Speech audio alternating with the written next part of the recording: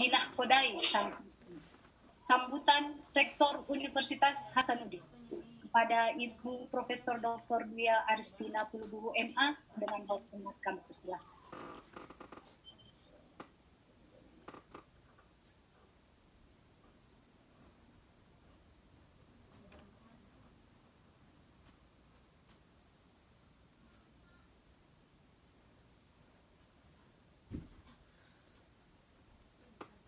Apakah suara saya sudah ditangkap? Sudah, Prof, sudah. Oke. Ya udah, panitia jangan.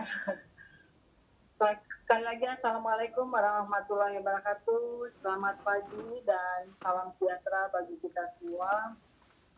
Yang saya hormati tentu pimpinan Fakultas Farmasi Universitas Hasanuddin, Pak Dekan dan jajaran, para guru besar, para dekan sebelumnya, Ketua Senat Fakultas Farmasi, dan segenap sivitas akademika Fakultas Farmasi.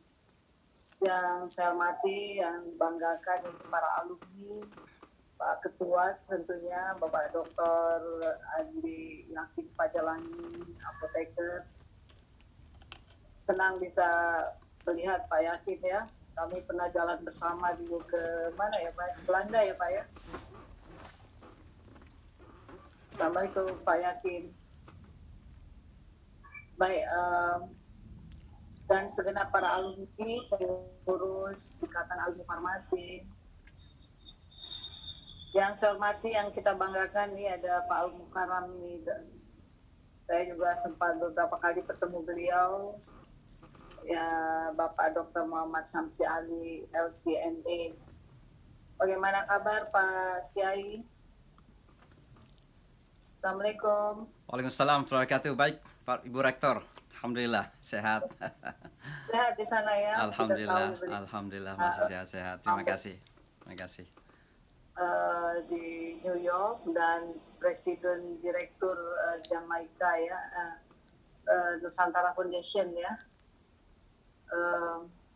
Saya juga ingin menyapa, tentu ada para pimpinan direktorat, para wakil rektor, para dekan-dekan yang bergabung di dalam acara halal bihalal dan virtual dan bincang-bincang alumni ya. Para pemantik juga saya ingin menyapa para pemantik, para alumni baik dari Universitas Hasanuddin, dari Fakultas Farmasi, dan segenap para tokoh masyarakat yang merupakan alumni dan segenap para peserta yang bisa bergabung di dalam halal bihalal virtual dan bincang-bincang alumni pada pagi hari ini. Pertama tentu alhamdulillahirabbil alamin wassalatu wassalamu ala asyrofil anbiya wal mursalin Sayyidina Muhammad wa ala alihi washabihi. Bapak Ibu, Pak Dekan dan segenap hadirin. Pertama saya sangat mengapresiasi sekali bisa diselenggarakannya silaturahim ini, walaupun secara saya kira tetap memberikan arti dan manfaat-manfaat yang besar nantinya. Ada dua hal besar yang ingin saya sampaikan, yaitu yang pertama terkait bagaimana peran alumni di dalam alma mater dan tentu punya efek kepada masyarakat. Yang kedua tentang bagaimana evaluasi pandemi COVID-19 yang belum juga dalam keadaan diharapkan ya, walaupun situasi secara nasional makin baik dari beberapa wilayah seperti Sulawesi Selatan masih meningkat terus. Itu kurang lebih dua hal besar yang saya ingin sampaikan dalam kesempatan yang baik ini. Yang pertama tadi kan sudah menyampaikan, kami bangga dari alumni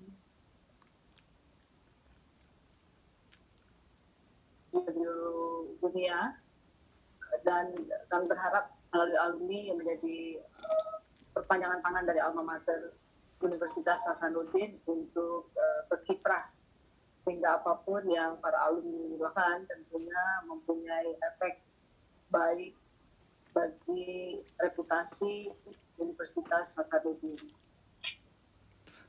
Peran alumni pada era ini lebih dari itu kami bisa harapkan, karena dalam paradigma baru kampus merdeka dan merdeka belajar, maka insan-insan yang menjadi luaran dari universitas diharapkan langsung bisa berkiprah dan tidak mengalami shock di dalam dunia praktek, ya. Oleh karena itu sejak awal mereka harus mendapatkan situasi kerja dalam bidangnya.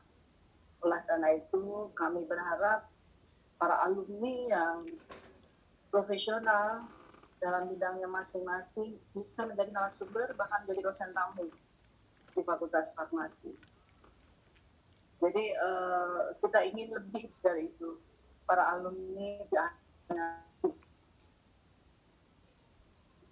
bisa memperkuat posisi alma mater dalam menghasilkan luaran-luaran yang siap kerja. Oleh karena itu kami ingin nanti fakultas men-trace lagi para alumni dalam bidang masing-masing.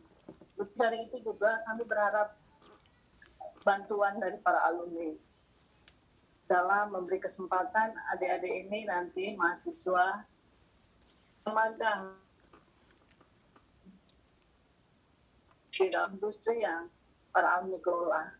Karena kewajiban magang itu sekarang adik-adik belajar sendiri di luar kampus itu menjadi tuntutan dalam konsep merdeka belajar. Nah, kepada siapa lagi kami minta tolong kalau bukan kepada para alumni.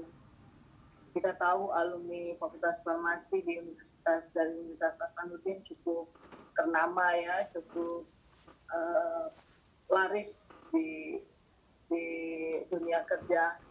Nah, dengan keterlibatan siswa dalam beberapa waktu, beberapa semester mereka bergabung dengan para alumni di perusahaan di sama, tentu akan lebih daya kapasitasnya, kompetensinya akan memiliki lebih baik akhirnya. Pak Ketua, Pak Yakin, para alumni yang terbaik, dan tentu teman-teman Sivitas Akademik UNAS, Fakultas Farmasi.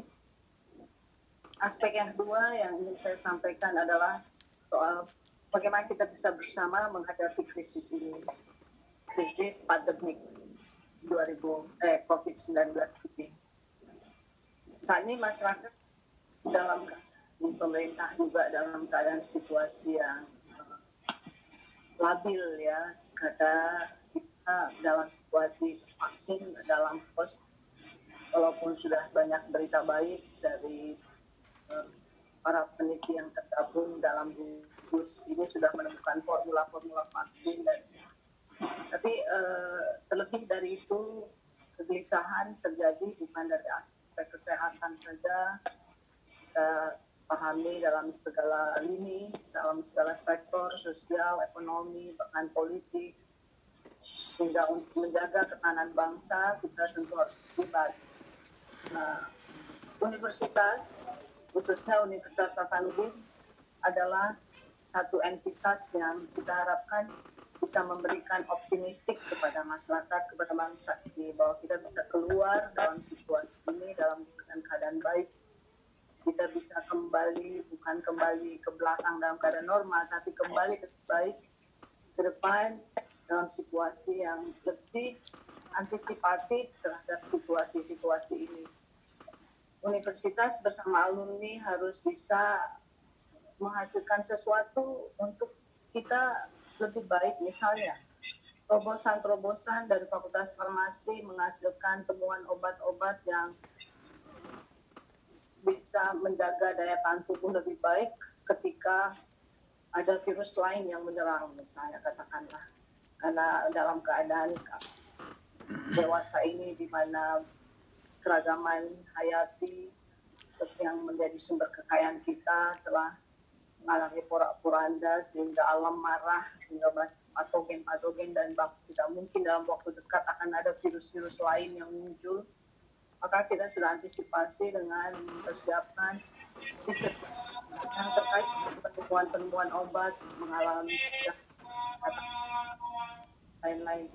Nah, ini kami nggak bisa kerja sendiri. Hanya dengan alumni kita bisa berpartner. Alumni tentu mempunyai link banyak pada mitra yang lain. Maka yang ingin saya katakan, mari kita bangun optimistik.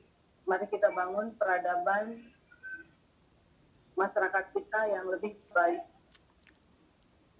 yang lebih mencintai kesehatan lingkungan, kesehatan planet bumi ini, dan makin mencintai keanekaragaman hayati, tumbuh-tumbuhan, flora-flora yang kita miliki, untuk kita cari apa manfaatnya bagi insan manusia, dan juga bagaimana manfaatnya untuk kesehatan alam ini, kesehatan planet bumi ini.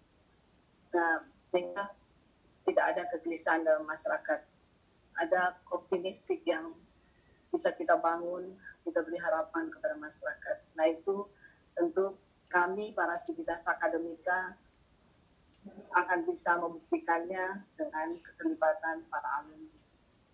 Oleh karena itu, dalam kesempatan yang baik ini, saya berharap silaturahim ini bisa memperkuat energi-energi yang kita miliki untuk bisa berkontribusi selain kepada alma mater, tujuan besar ini kepada peradaban bangsa ini, khususnya bangsa Indonesia. Nanti Pak Al-Mukarram akan tentu memberi siraman rohani kepada kita, spiritual kepada kita, bahwa hakikatnya kita hadir sebagai khalifah di bumi ini kan untuk memberi manfaat kan. Kebermanfaatan itu tentu tidak bisa berjalan kalau kerja sendiri-sendiri. Oleh karenanya, Pak Dekan, saya harap tolong dirawat kedekatan para alumni, sesama alumni, para alumni dengan alma mater, dan para alumni dengan stakeholder lainnya yang terkait dengan disiplin ilmu farmasi. Terima kasih. Diskusi ini pasti akan menghasilkan pandangan-pandangan yang sangat inovatif ya, sangat strategis. Nanti saya ingin dapat laporannya dari Pak Dekan yang untuk bisa kita follow up menjadi kebijakan-kebijakan, apakah dalam kurikulum, dalam rencana-rencana riset, atau menghasilkan satu inovasi-inovasi yang unggul, bermanfaat buat masyarakat. Pak Ketua IKA, terima kasih ya atas fasilitasinya. Semoga alumni farmasi, Ikatan Alumni Farmasi Fakultas Universitas Hasanuddin makin berjaya. Amin.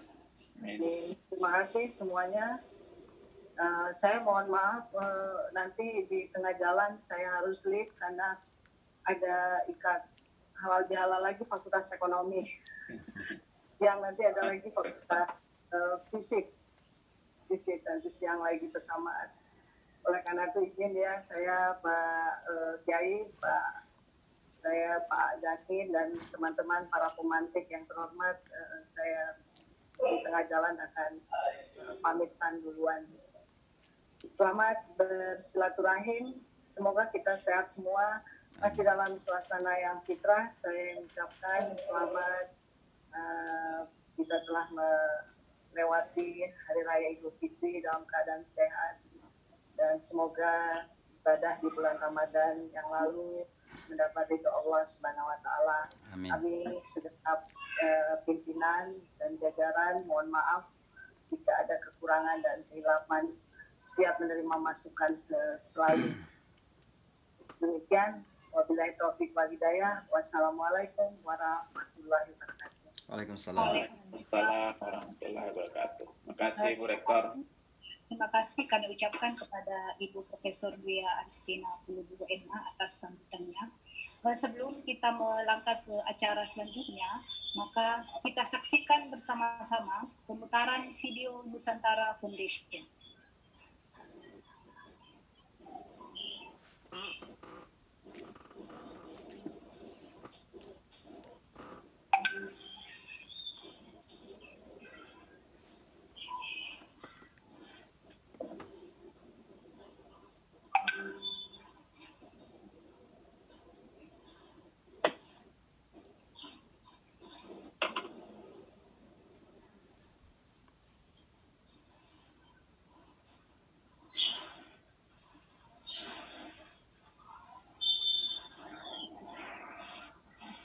Suara nggak ada.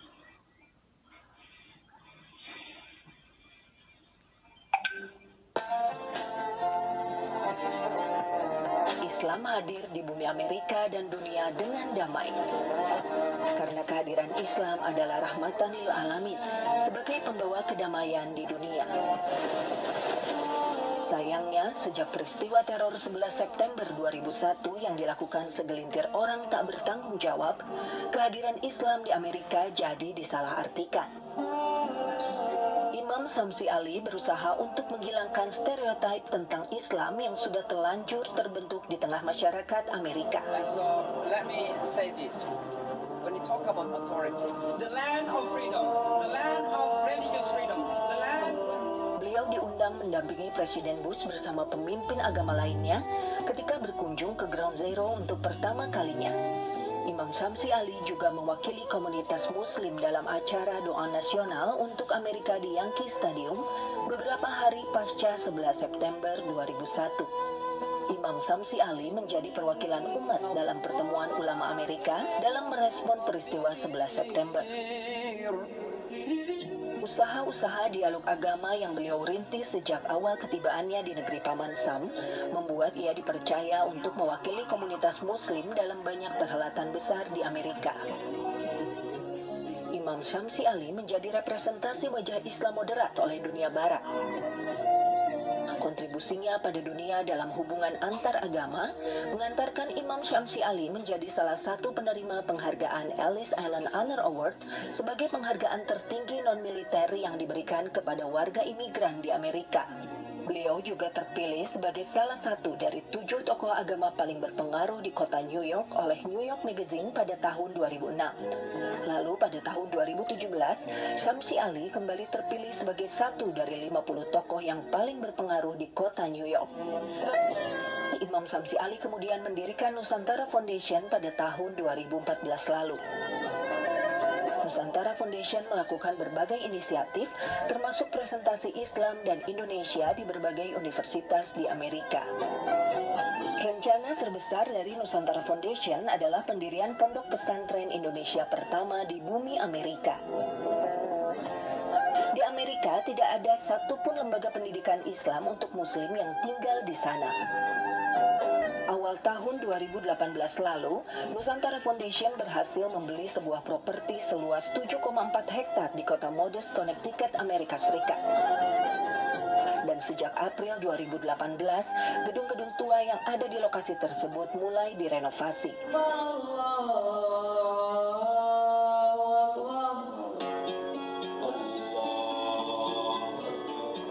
Saat ini lokasi pesantren telah dipergunakan untuk beberapa kegiatan komunitas Muslim, termasuk pelatihan kepemimpinan, pesantren tahfiz saat liburan musim panas, kegiatan olahraga, dan yang lainnya.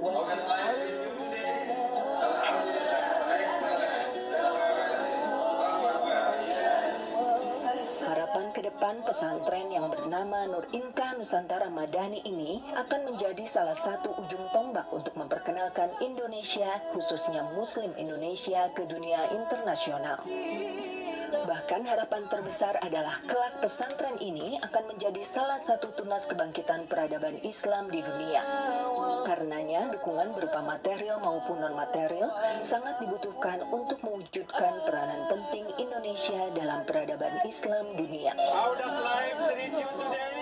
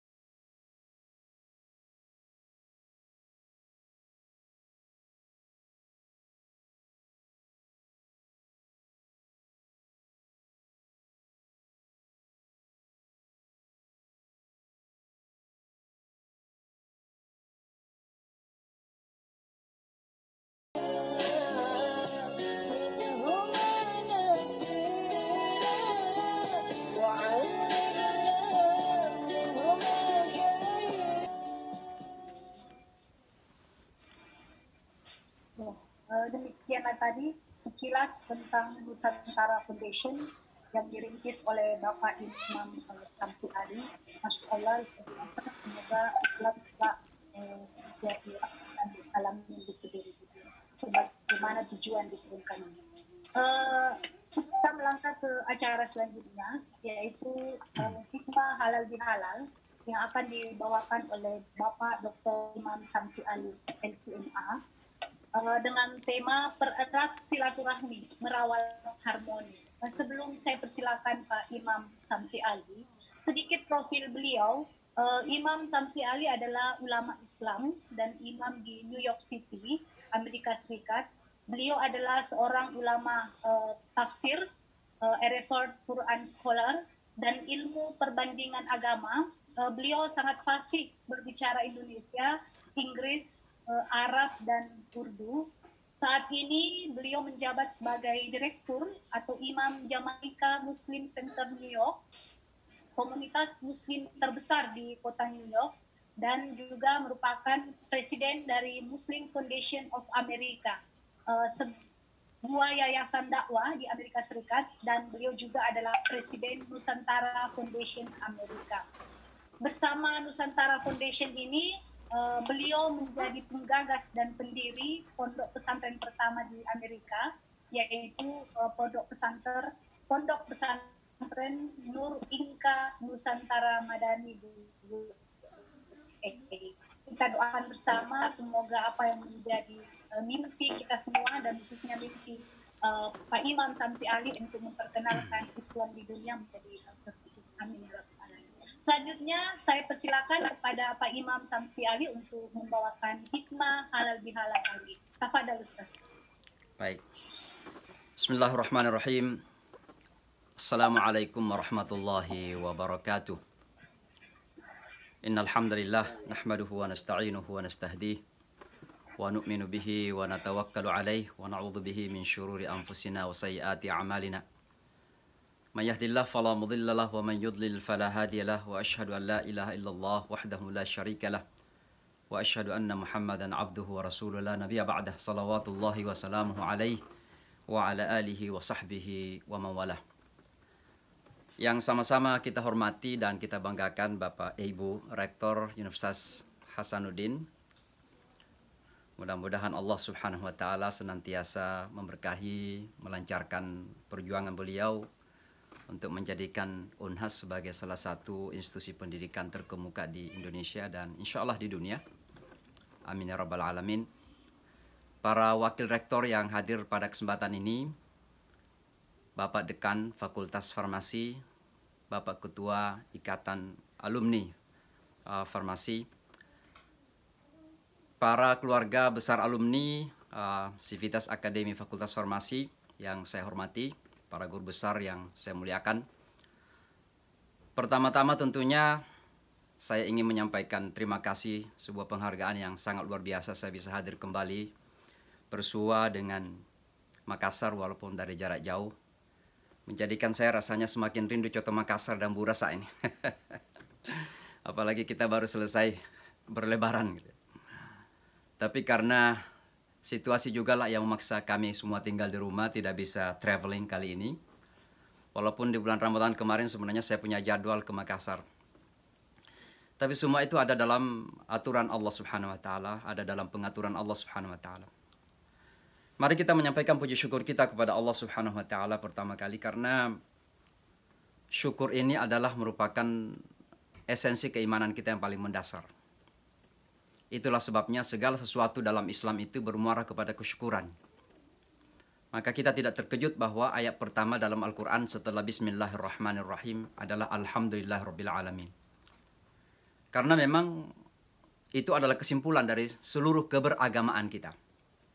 Untuk kita bisa tawadhu, humble, rendah hati kepada Allah dan mengakui akan kemahakuasaan Allah dalam hidup kita.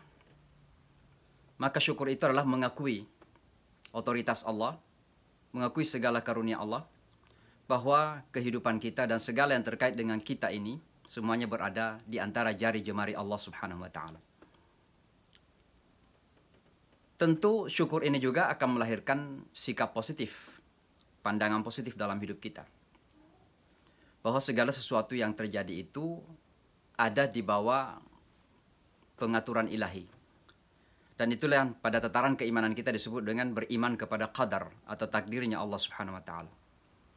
Terjadinya COVID-19 ini pun terlepas dari segala hiruk pikuk perdebatan tentang konsep dan teori di belakang daripada COVID-19 ini, ragam teori konspirasi, apakah itu buatan Cina, apakah itu buatan Amerika, terlepas dari semua itu, ini sudah menjadi sebuah realita di hadapan mata kita dan menjadi sebuah peristiwa dahsyat yang sangat luar biasa. Dan bagi kita, orang yang beriman, ukurannya adalah ketika masjid-masjid ditutup. Kalau perekonomian runtuh itu biasa terjadi dalam sejarah. Kalau banyak orang meninggal dunia, peperangan sudah banyak menjadikan orang gugur. Tapi rasanya baru pertama kali ini kok masjid-masjid hampir di seluruh dunia ditutup dari Jumatan dan salat jamaah. Tidak ada tarawih bersama, bahkan tidak ada Idul Fitri bersama. Maka ini ukuran terbesar dalam untuk mengatakan bahwa COVID-19 ini adalah peristiwa yang dahsyat yang terjadi dalam sejarah manusia. Karena ini sudah menjadi sebuah realita, maka mari kita membuka dada kita mengatakan, ya Allah, itu adalah qadar Allah. Wa asa an takrahu syai'an wa huwa khairul lakum. Boleh jadi kita nggak suka, tapi insya Allah mudah-mudahan Allah justru mendatangkan hikmah-hikmah terbaik di balik dari itu semua. Ini akan membangun nilai positif dalam pandangan maupun dalam perilaku hidup kita. Kita kali ini masuki bulan Ramadan dalam suasana yang berbeda, unik. Ramadan yang sangat unik atau unik sekali. Nah tentu itu pun juga memberikan pelajaran penting. Salah satu pelajaran penting yang bisa kita ambil dari Ramadan kali ini adalah mengajarkan kepada kita bahwa Allah itu adalah Tuhan segala-galanya. Segala tempat, segala waktu, dan juga sekaligus segala situasi. Maka komitmen ubudiyah kita, komitmen pengabdian kita kepada Allah tidak berubah hanya karena berubahnya tempat sholat kita. Alhamdulillah. Ini mengajarkan kepada kita bahwa kita bisa menghamba kepada Allah di masjid, tapi kali ini kita nggak di masjid, tetap kita menghamba kepada Allah. Di rumah pun, Allah adalah Tuhan kita. Maka pelajaran terpenting daripada Ramadan kali ini tanpa di masjid-masjid adalah bahwa Allah itu bukan hanya Tuhannya masjid, tapi Tuhan rumah kita, Tuhan kantor kita, Tuhan jalan kita, Tuhan pasar kita, Tuhan parlemen kita, Tuhan istana negara kita. Mari kita harus selalu menghadirkan Allah dalam segala aspek dan segala lini kehidupan kita. Ini pelajaran penting kita ambil dari bulan Ramadan yang unik kali ini. Ibu Rektor, Bapak dan Ibu sekalian yang saya muliakan, tentu ada tema yang diberikan tadi ya. Tapi mungkin saya akan singgung singkat saja mengenai itu nanti. Saya ingin berbicara sedikit tentang apa sih makna dari Ramadan dan puasa itu sendiri. Tentu dari perspektif yang berbeda barangkali. Ada harapan kita bahwa Ramadan kali ini kita telah melalui dengan cara-cara yang unconventional. Dengan cara-cara yang tidak biasa. Dan seharusnya juga melahirkan sesuatu yang tidak biasa. Nah ini saya akan kaitkan nanti dengan akhir presentasi saya atau ceramah saya ini. Tentang apa yang disebut dengan new normal. Ya. Bahwa kita umat Islam ini akan keluar dari COVID-19 atau menjadi new normal society, masyarakat yang baru. Bukan karena corona. Terlalu rendah kita kalau dirubah oleh corona. Kita justru harus berubah. Karena kita sudah keluar dari madrasah Ramadan ini. Maka mudah-mudahan Ramadan ini telah kita selesaikan secara unconventional. Tidak seperti biasanya saja. Memang pada masa-masa lalu Ramadan terkadang menjadi dilema. Ada beberapa permasalahan kenapa Ramadan kita terkadang menjadi dilema. Yang pertama, ibadah-ibadah yang sering kali kita lakukan itu kerap kali menjadi sebuah rutinitas untuk apa? Untuk hitung-hitung pahala. Kita membaca Al-Quran, Alif Lam Mim, 30 pahala. Kalau 1 juz kita baca berapa pahalanya? Lalu kita hitung-hitung itu, khatam Quran berapa pahala? Lalu kemudian kita seolah-olah punya kunci surga di kantong kita. Ini dilema nih. Karena pada akhirnya kita harus sadar bahwa kita itu masuk surga bukan karena pahala yang kita kumpul-kumpulkan. Pahala itu menjadi jalan untuk kita mendapatkan kuncinya, dan kunci surga itu adalah kasih sayangnya Allah Subhanahu wa taala, rahmatnya Allah. Maka jangan sampai ibadah-ibadah yang kita lakukan itu ibadah-ibadah yang kalkulatif dengan Allah. Kita salat, pahalanya berapa? Seolah-olah kalau merasa kurang pahalanya, kita juga kurang semangat salat gitu. Nah, ini dilema dalam ibadah. Maka mari kita perbaharui spirit of ibadah. Semangat ibadah kita itu beda. Ini yang saya istilahkan unconventional. Masalah ibadah yang kedua yang sering terjadi adalah terlalu fikih oriented. Orientasinya fikih. Jadi hukum-hukum yang kita dalami itu adalah gimana angkat tangan, gimana meletakkan tangan, gimana ruku, gimana sujud, apakah 20 rakaat, apakah 8 rakaat. Akhirnya terkadang, karena kita orientasinya kepada masalah fikih, bertengkar di masjid-masjid. Kunut atau tidak gitu. Dan seterusnya, dan seterusnya. Kenapa? Kita terlalu berorientasi kepada masalah fikih semata. Saya tidak mengatakan tidak penting, itu sangat penting. Mari kita salat sesuai dengan sunnah-sunnahnya. Tapi percayalah, ketika kita sampai kepada permasalahan fikih, maka akan terjadi 1001 pendapat para ulama kita. Dan pada akhirnya tidak ada yang bisa kita lakukan selain daripada melapangkan dada kita bahwa perbedaan adalah sumber rahmah bagi kita semua. Bukan seharusnya menjadikan kita bermusuhan. Nah, ini dilema umat Islam sekarang ini. Karena terlalu fikih oriented di dalam beragama. Maka kerap kali paling cepat mudah menyalahkan orang. Oh, khurafat itu bid'ah, ya ini kurang sunnah, ya itu lebih sunnah. Itu yang kita lakukan. Karena kita terlalu fikih oriented. Ini dilema dalam ibadah. Dilema yang ketiga adalah bahwa ibadah-ibadah yang kita lakukan ini terkadang menjadi sebuah kewajiban ritualitas semata. Sehingga apa yang terjadi? Tidak memberikan dampak sosial. Tidak ada social implications atau implikasi sosialnya. Padahal seluruh ibadah-ibadah ritual yang kita lakukan ini, kalau kita tujukan untuk kehidupan dunia ini, harus ada implikasi sosialnya. Salat, inna salata tanha anil fahsya'i wal munkar. Salat mencegah dari kekejian dan kemungkaran. Kalau masih salat, dia mengucapkan assalamualaikum, assalamualaikum, tapi nyakitin orang, itu bukan assalamualaikum, itu namanya paradoks. Karena nggak ada implikasi sosial. Dia masih fitnah orang, masih ghibah orang, masih merendahkan orang, nyakitin orang. Tapi di ujung salatnya mengatakan assalamualaikum. Assalamualaikum di ujung salat kita itu komitmen untuk membangun kedamaian dan ketentraman kepada seluruh manusia. Itu namanya implikasi sosial. Kalau puasa ini kita lapar dan dahaga, tapi tidak menghasilkan implikasi sosial bahwa akhlak kita menjadi lebih baik, maka berarti kita telah melakukan sebuah kewajiban ritualitas semata. Sah secara fikih, tapi belum tentu punya makna. Tidak punya nilai, value. Itulah sebabnya kata Rasulullah, rubba sha'imin laisa lahu min siyamihi illa al-ju' wal 'atash. Ada orang yang berpuasa yang dapatkan cuma dahaga dan lapar saja. Kenapa? Dia nggak makan, nggak minum, tapi nafsunya nggak bisa dikontrol. Nafsu amarahnya, nafsu untuk nyakitin orang, nafsu untuk mengganggu orang. Nah, ini kan tidak punya nilai ibadahnya itu. Walaupun sah secara fikih, saya katakan, fikih oriented, sah. Maka mari kita keluar dari bulan Ramadan ini betul-betul keluar secara unconventional. Nah, bagaimana supaya Ramadan kita ini unconventional? Tentu saya ingin memakai satu acuan, satu kata saja, yaitu bahwa bulan Ramadan mudah-mudahan telah menjadi bulan transformasi bagi kita semua. A month of transformation, bulan transformasi. Nah, transformasi ini ada pada minimal 5 hal. Yang pertama adalah mudah-mudahan bulan Ramadan telah mentransformasi kita secara kejiwaan, secara mentalitas. Kenapa mentalitas ini sangat penting? Ya mungkin dalam bahasa agama yang lain, mentalitas itu adalah kalbu kita, hati kita. Karena kata Rasulullah sallallahu alaihi wasallam, "Ala inna fil jasadi mudghah, idza saluhat saluhal jasadu kullu, wa idza fasadat fasadal jasadu kullu." Dalam tubuh kita ini ada segumpal darah, itu kan cara yang sangat simplistik, sederhana. Rasulullah menggambarkan adanya mentalitas itu yang mengontrol segala perilaku manusia. Hitam putihnya perilaku manusia itu ada pada jiwa dan mentalitas manusia itu. Maka mudah-mudahan bulan Ramadan ini telah menempah jiwa kita untuk menjadi jiwa yang lebih baik lagi. Bagaimana supaya menjadi jiwa yang lebih baik? Tentu inilah fungsi puasa. Kenapa puasa berfungsi sangat efektif untuk membentuk mentalitas kita? Karena puasa itu adalah amalan ibadah yang paling personal sifatnya. Kita sholat, ada yang melihat. Allahu Akbar, rukuk, sujud, ada yang menyaksikan. Salat berjamaah puluhan ribuan orang menyaksikan. Kita haji jutaan orang yang menyaksikan. Kita memberikan zakat minimal 2 orang yang tahu. Yang memberi dan menerima. Tapi puasa siapa yang tahu? Nggak ada. Kita bisa masuk kamar minum, nggak ada yang tahu. Kita keluar pura-pura dahaga lagi, nggak ada yang tahu. Maka puasa itu adalah amalan ibadah yang paling personal sifatnya.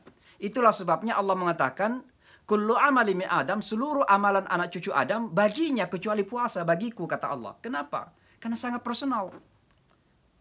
Fa innahu li wa ana ajzi bih. Puasa itu milikku dan saya memberikan pahala langsung, kata Allah. Karena itu sangat personal sifatnya. Karena puasa adalah ibadah yang sangat personal, maka tentu membentuk kedekatan kita kepada Allah Subhanahu wa taala. Coba Bapak dan Ibu baca ayat-ayat yang berbicara tentang puasa dalam Al-Qur'an. Itu dari 183 sampai 187 suratul Baqarah. Di 185 itu ada satu ayat yang berbicara nampak seperti nggak ada hubungannya dengan puasa. Wa idza sa'alaka ibadi anni, kalau hambaku bertanya kepadamu wahai Muhammad tentang aku, sampaikanlah. Fa inni qarib, sampaikan aku dekat. Kenapa ada kata aku dekat di situ yang diletakkan di tengah ayat puasa? Karena memang ketika kita berpuasa secara baik, Allah akan menjadi dekat dengan kita dan kita akan dekat kepada Allah. Dan kalau ini terjadi, maka terjadi apa yang disebut dengan al-qurbah dan ma'iyah, kebersamaan dengan Allah Subhanahu wa taala. Dan kalau orang sudah bersama dengan Allah, merasa bersama dengan Allah, akan tumbuh mentalitas yang luar biasa. Akan memiliki motivasi hidup yang luar biasa. Dia tidak perlu minder. Dia tidak perlu terganggu, merasa menjadi unstable, tidak stabil dalam hidupnya hanya karena pergantian hidup, suasana hidup. Hari ini senang, wah dia lupa diri. Nah, seolah-olah kakinya nggak di bumi lagi. Tiba-tiba besok dibalik oleh Allah kehidupannya. Bangkrut dia misalnya. Oh, tiba-tiba dihilang harapan. Orang yang beriman dan dia bersama Allah, mentalnya akan stabil. Tidak perlu goyah dengan goyahnya kehidupan ini. Karena percayalah hidup ini bergerak terus-menerus. Seluruh alam semesta ini bergerak. Darah dalam tubuh kita ini bergerak. Kalau berhenti kehidupan ini bergerak, maka matilah kita. Maka kita jangan pernah merasa stabil terus-menerus. Akan ada terjadi perubahan-perubahan dalam hidup itu. Orang yang tidak punya iman kepada Allah dan tidak merasa dekat dengan Allah, ini mohon maaf ini Ibu Rektor, orang-orang di Hollywood itu kan kalau masih berumur 20-an tahun, 25 tahun, ya sampai 30 tahun, ya masih tenang. Kenapa? Kalau bercermin, wah masih lumayan gitu loh. Begitu sudah mulai lebih 30 tahun, 35 misalnya, udah mulai ada kerut di mukanya, udah mulai gelisah dia. Padahal setiap hari pergi facial gitu. Tapi gelisah. Kenapa gelisah? Ini kan orang yang tidak punya pegangan dalam hidup. Tapi orang beriman, ya kita sadar memang kehidupan itu berubah kok. Namanya kita harus muda terus. Tapi kita nggak perlu gelisah dengan perubahan dalam hidup itu. Kenapa? Karena kita bersama Allah Subhanahu wa taala. Maka puasa mengajarkan kebersamaan kita dengan Allah Subhanahu wa taala dan itu yang akan menjadikan kita stabil dalam hidup ini. Itu imunisasi. Ini kita berbicara kepada Fakultas Farmasi ini kan berbicara tentang obat ini. Ya. Imun sistem kita ini ternyata lebih banyak ditentukan oleh ketenangan jiwa kita. Orang minum vitamin setiap saat pun kalau gelisah nggak bisa tidur. Gitu. Akhirnya sakit terus. 70% lebih dari penyakit-penyakit tubuh kita ini disebabkan karena ketidakstabilan mentalitas. Maka Bapak dan Ibu sekalian, mari kita melakukan transformasi mental. Kuatkan mental kita karena kita bersama Allah Subhanahu wa taala. Kalau kita bersama Allah juga, kita tidak perlu mengkhianati orang karena Allah itu senantiasa melihat kita. Itu yang pertama singkat saja. Kedua, kita mengharapkan bahwa Ramadan ini telah menjadi transformasi akal. Akal kita lebih tajam. Kenapa saya katakan akal kita lebih tajam? Karena orang beriman itu dalam berakal, itu tidak dibatasi oleh batasan-batasan material dan fisikal dunia ini. Orang beriman itu dalam akalnya, demikian luasnya akalnya itu, kalau dia membaca langit, maka dia akan paham di balik dari langit itu. Nah, Bapak dan Ibu yang melakukan eksplorasi dalam bidang obat-obatan misalnya, bukan sekedar menemukan obatnya, tapi harus tersadarkan bahwa kalau kita saja mampu membuat obat, membuat vitamin misalnya, alangkah maha besarnya Allah yang menciptakan kita ini. Orang membuat satu vitamin saja merasa begitu hebat kan? Menemukan misalnya obat tertentu. Sekarang ini orang lagi berlomba menemukan vaksin untuk COVID-19. Kalau ada yang menemukan itu merasa hebat, paling hebat dunia. Padahal dia sendiri nggak sadar, ada yang lebih hebat lagi karena yang menciptakan dia adalah yang lebih hebat itu Allah Subhanahu wa taala. Orang beriman itu lebih pintar daripada orang yang lebih pintar dunia ini. Maka mudah-mudahan bulan Ramadan itu telah mengajarkan kepada kita bahwa dalam kita berakal itu tidak dibatasi oleh dinding-dinding material saja. Kenapa? Kita sudah sisihkan kehidupan material kita sementara di bulan Ramadan itu. Agar kita mampu untuk berpikir lebih jauh lagi. Termasuk wawasan kehidupan kita ini. Akal tentang kehidupan ini apa sih? Makan, minum, tidur, nikah, selesai. Kita ini harus berpikir lebih jauh lagi. Maka wawasan yang lebih luas yang kita bangun selama Ramadan ini akan mengantar kepada kita apa yang disebut dengan orientasi kehidupan yang ukhrawi. Jadi jangan selalu dibatasi oleh dinding dunia ini. Sebab orang yang berakal tentang dunia itu akalnya sempit. Maka perilakunya juga sempit. Mereka akan melakukan segala sesuatu untuk mendapatkan dunia ini, tapi tidak percaya bahwa ada masa-masa di mana dia akan mempertanggungjawabkan semua itu. Nah tentu yang ketiga adalah mudah-mudahan setelah kita keluar dari bulan Ramadan ini terjadi apa yang saya istilahkan sebagai transformasi karakter kemanusiaan kita. Itu yang distilahkan al-akhlaqul karimah kita. Bapak dan Ibu, kalau agama ini seandainya kelapa ya, kelapa. Lalu kelapa itu kita peras kelapa itu. Maka santan daripada agama itu adalah akhlaqul karimah. Itu santannya. Itulah sebabnya Rasulullah SAW seolah-olah menyimpulkan tujuan dakwahnya itu apa? Innama bu'ithu liutammima makarimal akhlak. Saya ini diutus untuk menyempurnakan akhlak manusia. Kenapa? Karena itulah intisarinya gitu. Dunia ini. Di akhir nanti tentu rahmat dan surga. Tapi dalam dunia ini itu akhlakul karimah kita. Maka kalau kita merasa beragama tapi tidak berakhlak, itu salah beragama itu. Saya berani mengatakan salah beragama itu. Seharusnya semakin kita merasa beragama, semakin baik akhlakul karimah kita. Perilaku kemanusiaan kita. Itulah sebabnya dalam Al-Quran yang dipuji tentang Rasulullah SAW adalah bukan salatnya, bukan puasanya, bukan zikirnya, bukan tahajudnya, walaupun beliau wajib setiap malam bangun tahajud. Yang dipuji adalah wa innaka la'ala khuluqin azim. Sesungguhnya engkau yang Muhammad memiliki akhlakul karimah yang luar biasa. Kata Allah dalam Al-Quran. Dipuji oleh Allah karena akhlaknya. Bukan karena salatnya dan lain sebagainya. Maka mudah-mudahan bulan Ramadan ini telah mengantar kita kepada merajut perilaku manusia yang lebih baik lagi. Kita lebih jujur, lebih bersahabat, lebih ringan tangan membantu orang, lebih ramah kepada orang, lebih mutawadi', tawaduk kita, humble kita kepada orang setelah kita bulan Ramadan ini. Inilah yang saya maksud dengan transformasi karakter kemanusiaan kita. Jika tidak, jangan sampai kemudian ibadah-ibadah yang kita lakukan itu akan membawa kita kepada kebangkrutan di hari akhirat nanti. Apa kebangkrutan itu? Jadi ada sebuah hadis yang mengatakan begini. Rasulullah suatu ketika bertanya kepada para sahabatnya, Atadruna manil muflis? Tahukah kamu semua siapa orang yang bangkrut itu? Para sahabat mengatakan, Malla dinara wala dirham lahu. Yang tidak punya duit, yang tidak punya dolar, dan tidak punya euro, kira-kira begitu. Nabi mengatakan, bukan. Orang yang bangkrut itu adalah orang yang nanti datang menghadap Allah dengan puasanya, dengan salatnya, dengan zakatnya, dengan hajinya, dengan zikirnya, dengan semua amalan ritualnya. Tapi dia pernah memfitnah ini, pernah bergima ini, pernah menyakitin itu, pernah berbohong kepada ini. Akhirnya di hari akhirat nanti, waktu dia sudah siap masuk surga karena amalan ibadah ritual itu, tiba-tiba antrian orang protes. Mereka mengatakan, ya Allah gimana mungkin dia bisa masuk surga?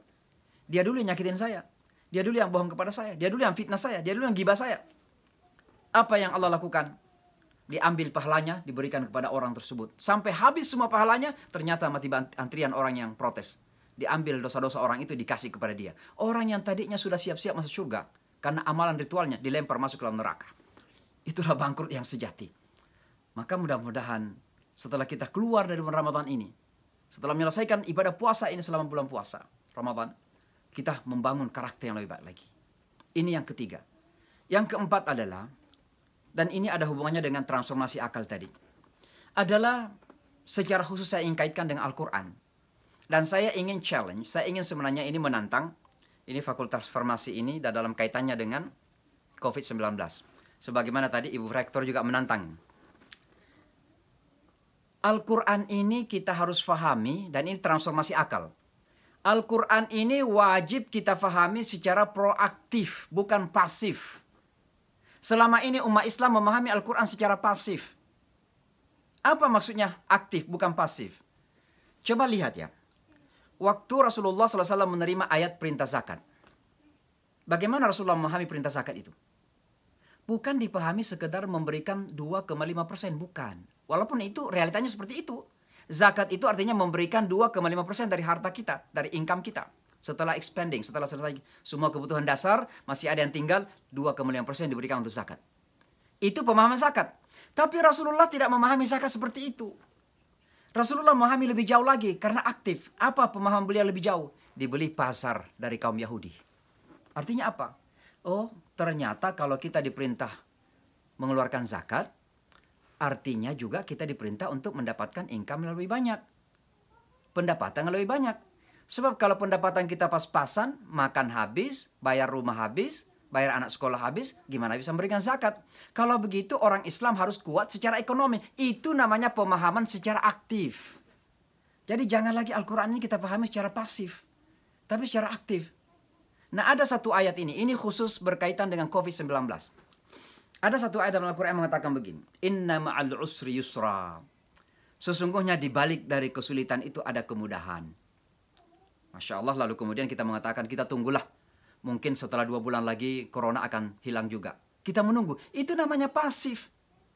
Kalau kita memahami ayat ini secara aktif, maka umat Islam ini harus berada di garda terdepan untuk menemukan kemudahan di balik daripada kesulitan COVID-19. Apa itu? Nah, inilah Bapak dan Ibu sekalian di farmasi ini.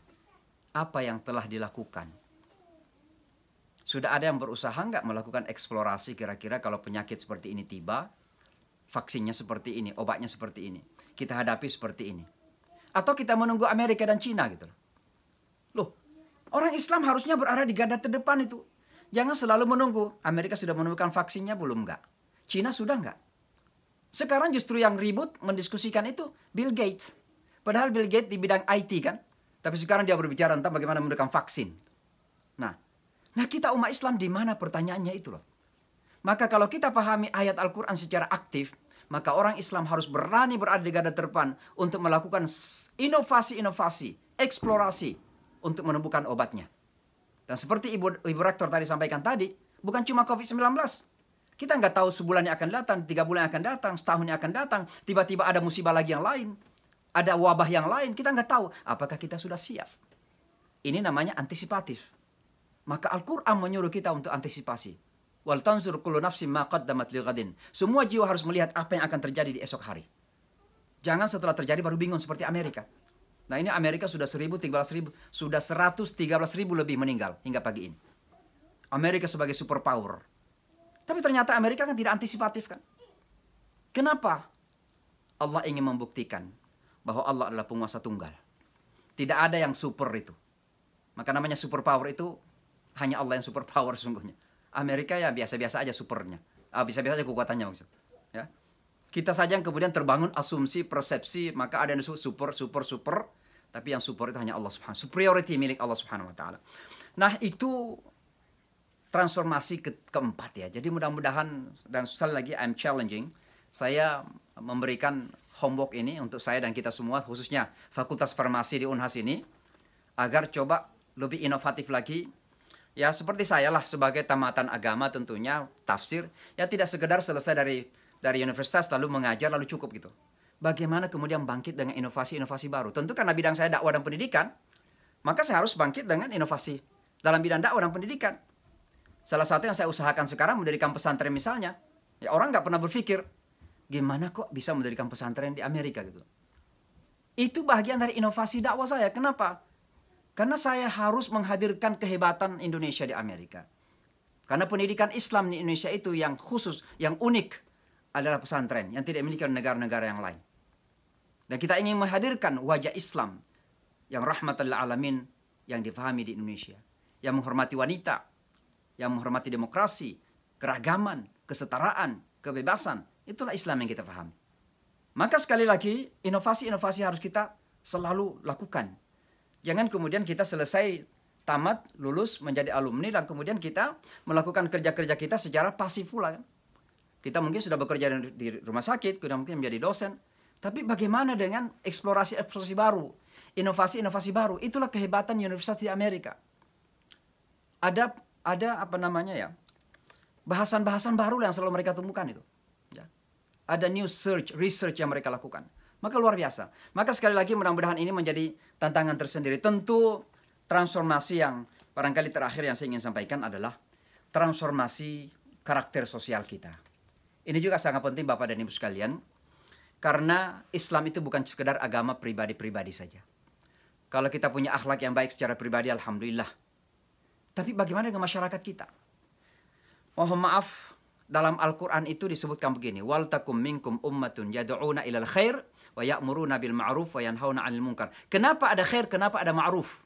Karena khair itu artinya baik secara pribadi saja. Tapi ma'ruf itu baik secara kolektif. Makanya pada ayat selanjutnya Allah mengatakan, kuntum khaira ummatin ukhrijat linnas. Kamu adalah umat yang terbaik yang dikeluarkan untuk manusia. Ta'muruna bil ma'ruf. Karena kamu menyuruh kepada yang ma'ruf. Apa artinya ma'ruf? Itulah yang disebut dengan budaya sosial yang baik. Apa budaya sosial itu? Yang kecil-kecil saja. Kalau mengendarai mobil teratur. Kalau ada lampu merah berhenti walaupun nggak ada polisi. Kita sudah punya nggak karakter sosial seperti itu? Kalau ada teman kita mengendarai mobil di depan dia ngasih tanda untuk maju, pindah ke sebelah kanan misalnya.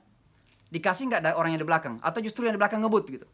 Akhirnya apa yang terjadi? Teman kita yang di depan itu harus belajar nyerobot. Nah ini kata nyerobot ini kan sudah masalah dalam kehidupan masyarakat.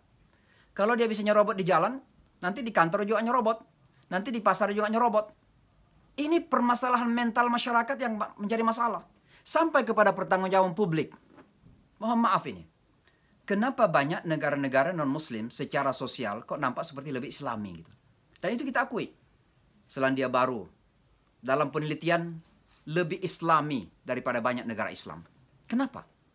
Karena secara kolektif kita ini jauh daripada disiplin agama. Agama itu mengatur waktu kita, mengatur kebersihan kita, mengatur segala-galanya. Termasuk public accountability, pertanggungjawaban publik para pemerintah kita yang memegang otoritas dalam kehidupan masyarakat kita. Saya kasih contoh barangkali kalau di Jepang itu, atau di Korea, atau di Amerika, atau di Eropa misalnya, ada orang yang misalnya tersangka. Dituduhlah misalnya, melakukan sebuah penyelewengan pada urusan publiknya, tanggung jawab publiknya. Biasanya merasa integritasnya sudah jatuh. Maka apa yang dia lakukan? Dia mundur.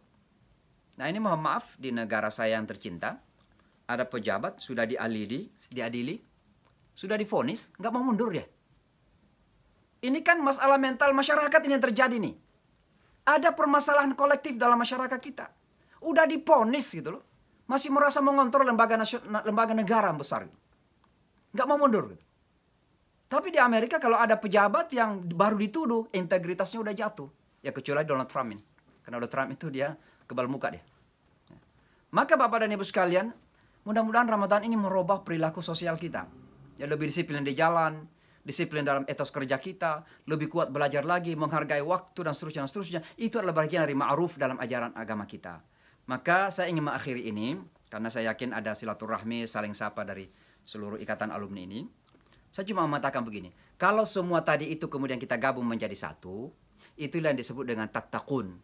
Ya ayyuhalladzina amanu kutiba alaikumusiyam kama kutiba alal ladzina min qablikum la'allakum tattaqun. Ya. Termasuk karakter sosial tadi itu kalau kita bisa menjalin silaturahmi kita, persatuan dan kesatuan kita, kebersamaan kita dan sebagainya. Itu bagian daripada ma'ruf tadi itu.